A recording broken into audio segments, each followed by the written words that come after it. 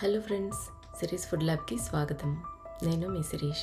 Probiotics అనేవి ఈ మధ్యలో మనం చాలా వింటూ ఉన్నాం.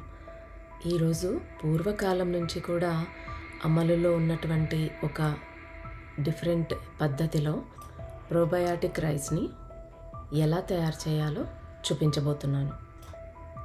ఈ ప్రోబయాటిక్స్ అంటే లైవ్ మైక్రో ఆర్గానిజమ్స్ అంటారు. వీటిని ఫెర్మెంట్ చేసినటువంటి ఫుడ్ ద్వారా కానీ సప్లిమెంట్స్ ద్వారా కానీ తీసుకోవచ్చు.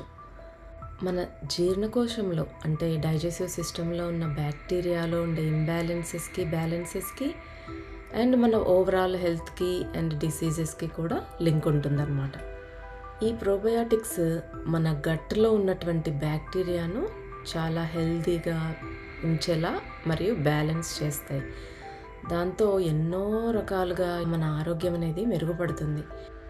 ఈ ప్రోబయాటిక్స్ అనేవి వెయిట్ తగ్గించుకోవటానికి, డైజెస్టివ్ హెల్త్ ఇంప్రూవ్ చేసుకోవటానికి, ఇమ్యూన్ ఫంక్షన్ మెరుగుపరుచుకోవటానికి, స్కిన్ అందంగా తయారు కావటానికి, ఈ రైస్ ఈవెన్ డయాబెటిక్గా ఉన్న వాళ్ళకి కూడా వాళ్ళ షుగర్ లెవెల్స్ ఎక్కువగా పెరగకుండా హెల్ప్ చేస్తుంది.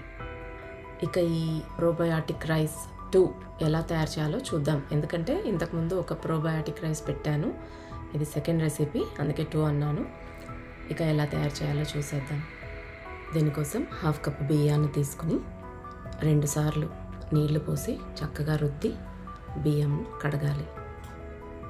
పాలు తోడేయాలంటే ఫస్ట్ మనకు కాస్త పెరుగు కావాలి.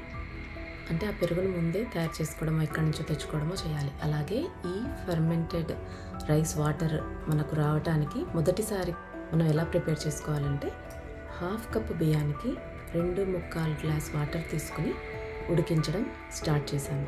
వాటర్ కాస్త ఉడుకు పట్టిన తర్వాత అందులో నుంచి సగం వాటర్ని ఒక మట్టి పాత్రలోనికి తీసుకోవాలి.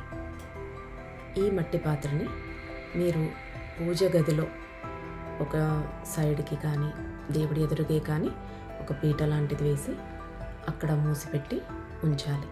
ఆ నైట్ అంతా కూడా అలాగే ఉంచాలి. నెక్స్ట్ డే మీరు రైస్ చేసుకునే వరకు ఆ పాత్రని అక్కడే ఉంచటం వల్ల ఆ భగవంతుడి యొక్క పాజిటివ్ ఎనర్జీ ఫీల్డ్లో ఆ వాటర్ ఉండటం వల్ల చాలా పాజిటివ్నెస్ కూడా వస్తుందన్నమాట. ఇక మిగిలిన 1/2 వాటర్తో ఈ రైస్ని కుక్ చేసుకోవాలి. సో ఈ విధంగా మనకు ఫర్మెంటెడ్ వాటర్ అనేది తయారైంది. ఇక నెక్స్ట్ డే మీరు మళ్ళీ అన్నం చేసుకున్నప్పుడు ఫ్రెష్ వాటర్ తీసుకుని ఈ ప్రాసెస్ని స్టార్ట్ చేయాలి. అన్నం ఉడుకు పడుతూ ఉన్నప్పుడు అంటే వాటర్ బాయిల్ అవ్వటం స్టార్ట్ అవుతూ ఉన్నప్పుడు ఇందులో నుంచి ఈ వాటర్ని మరలా పక్కకు తీసి ఉంచుకోవాలి.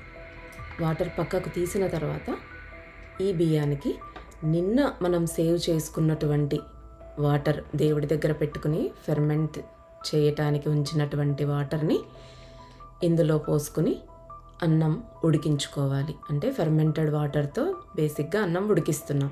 మళ్ళా రేపటికి వచ్చేలాగా ఈరోజు ఉడుకుపట్టిన వాటర్ని ఈ మట్టి పాత్రని మంచిగా రిన్స్ చేసుకుని ఇందులో పక్కకు తీసుకున్నటువంటి ఈ రైస్ వాటర్ని వేసుకోవాలి. ఇప్పుడు దీన్ని నిన్న చేసిన ప్రాసెస్ లాగానే భగవంతుడి దగ్గర ఉంచాలి. మరలా నెక్స్ట్ డే అన్నం వండుకునేదాకా ఫెర్మెంటెడ్ వాటర్తో ఉడికినటువంటి ఈ రైస్ తినటం వల్ల మనకు అన్ని రకాలుగా ప్రయోజనం అనేది చేకూరుతుంది. మన పూర్వీకులు ఎంతో తెలివైన వారు. రుచుల గైడెన్స్లోనే అన్ని పద్ధతులు తెలుసుకున్నారు.